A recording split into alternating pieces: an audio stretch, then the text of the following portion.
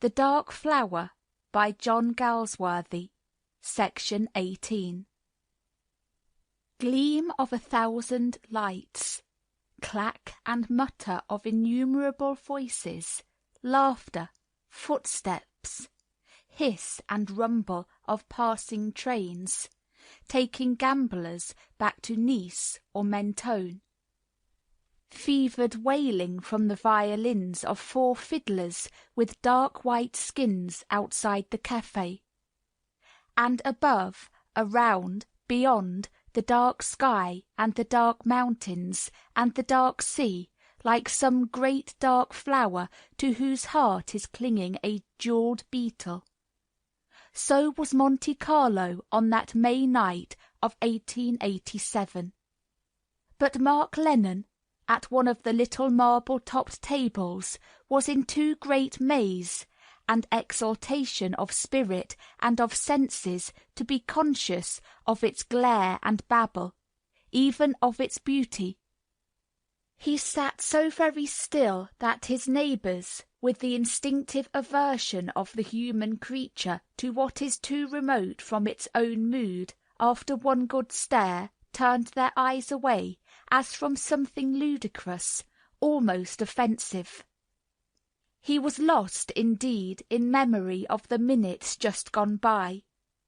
For it had come at last, after all these weeks of ferment, after all these strange times of perturbation. Very stealthily it had been creeping on him, ever since that chance introduction nearly a year ago, soon after he settled down in London, following those 6 years of Rome and Paris.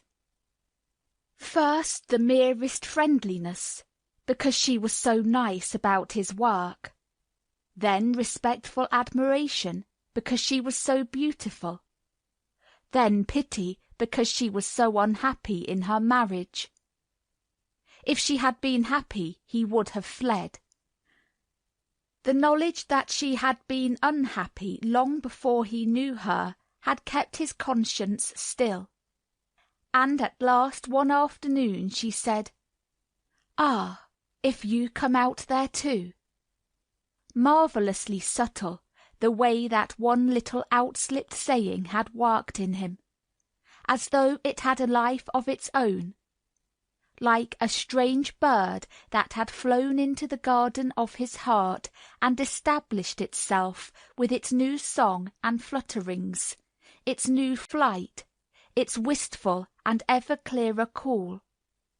That, and one moment, a few days later in her London drawing-room, when he had told her that he was coming, and she did not, could not, he felt, look at him. Queer that nothing momentous said, done, or even left undone, had altered all the future. And so she had gone with her uncle and aunt, under whose wing one might be sure she would meet with no wayward or exotic happenings.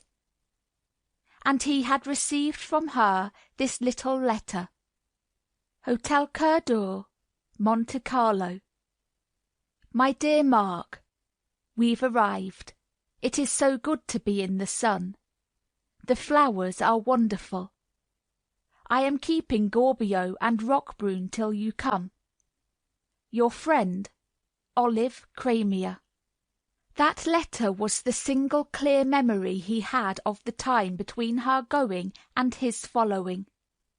He received it one afternoon, sitting on an old low garden wall with the spring sun shining on him through apple trees in blossom, and a feeling as if all the desire of the world lay before him, and he had but to stretch out his arms to take it.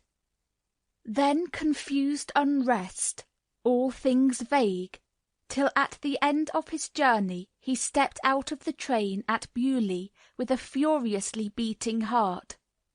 But why? Surely he had not expected her to come out from Monte Carlo to meet him.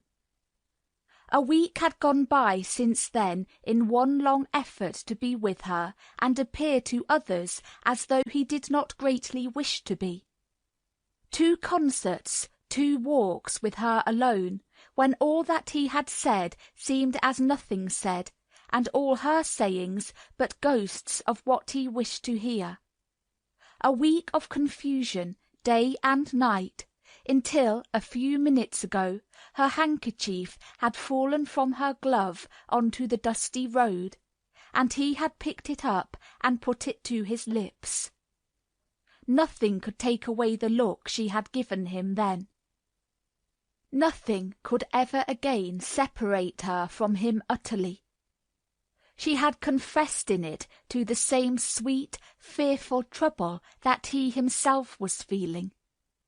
She had not spoken, but he had seen her lips part, her breast rise and fall. And he had not spoken. What was the use of words? He felt in the pocket of his coat. There, against his fingers, was that wisp of lawn and lace, soft, yet somehow alive, and stealthily he took it out.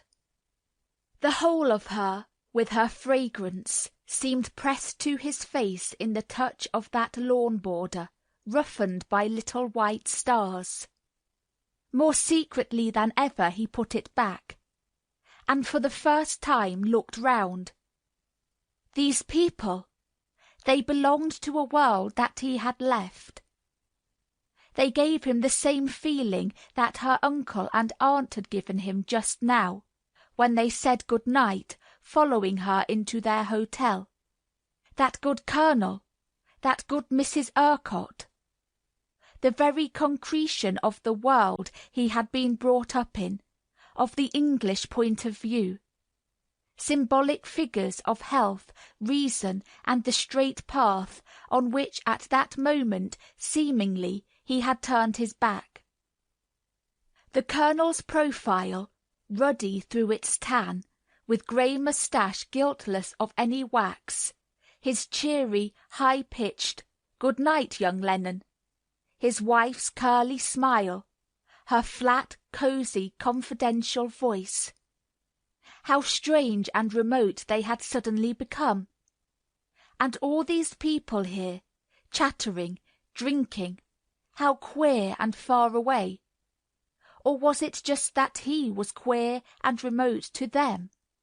And getting up from his table, he passed the fiddlers with the dark white skins out into the place. End of section 18. Recording by Ashley Jane.